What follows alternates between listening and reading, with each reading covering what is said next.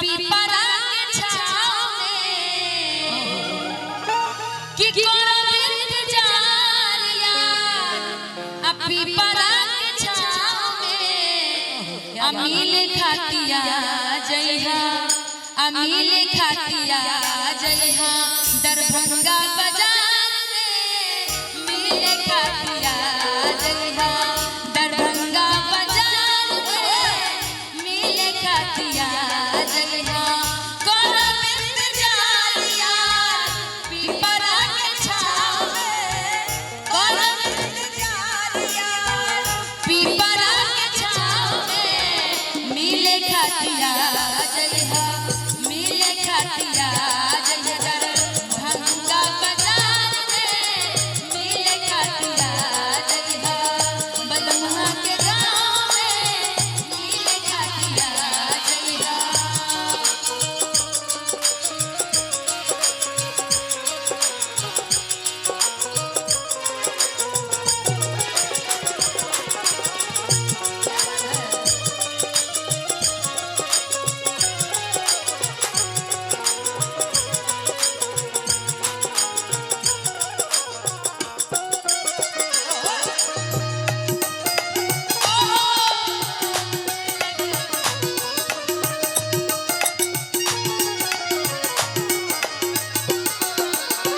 जनती जेठी कुली पे राजा दिलो भाई जइहे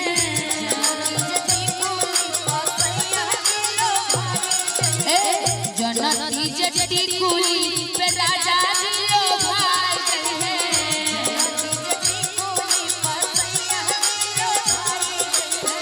जनती जेठी कुली पे राजा दिलो भाई जइहे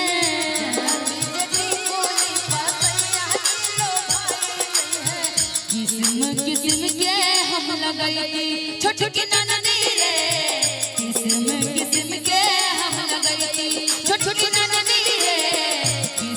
किस्म के हम लगई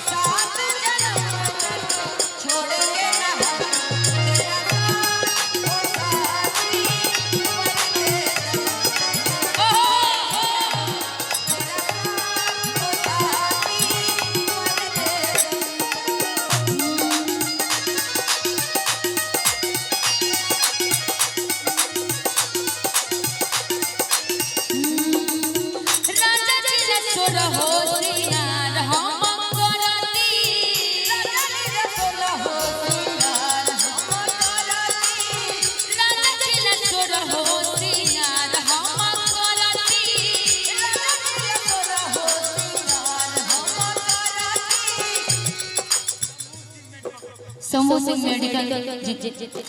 मेट्रोपॉलिटन जिनकी तरफ से 501 रुपए के नाम है, बहुत बहुत धन्यवाद। माँ लक्ष्मी का दिन है आज। माँ लक्ष्मी से कबो यही आग्रह है कि आपके भंडारे भरे रहे, इतनी लक्ष्मी माँ आपके दरबार में आए, आपके घर में लक्ष्मी लक्ष्मी आए। कभी भी किसी चीज की जरूरत आपको पड़े तो माँ लक्ष्मी की कमी आपके घर में ना पड़े, ये हमेशा आपके भंडारे भरे रहे। मुखिया जी तो है नहीं।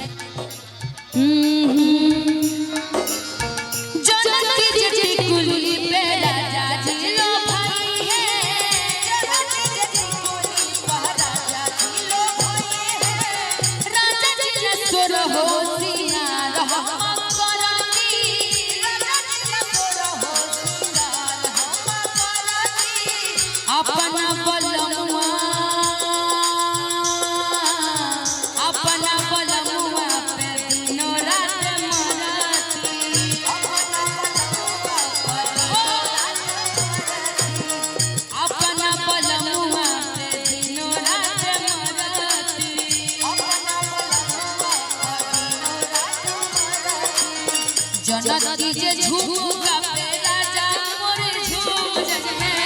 जनती जे झूमका पे राजा मोरे झूम,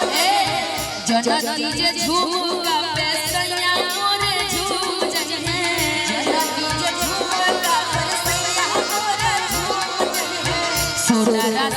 के गढ़वैती छोटकी ननदी रे सोनारा से कही के गढ़वैती छोटकी ननदी रे सोनारा से कही के छोटकी ननदी रे सोनारा से कही के गढ़वैती छोटकी ननदी रे सोनारा से कही के गढ़वैती छोटकी ननदी रे सोनारा से कही के गढ़वैती छोटकी ननदी रे सोनारा से कही के गढ़वैती छोटकी ननदी रे सोनारा से कही के गढ़वैती छोटकी ननदी रे सोनारा से कही के गढ़वैती। बहुत बहुत धन्यवाद, नमस्कार, थैंक यू सो मच।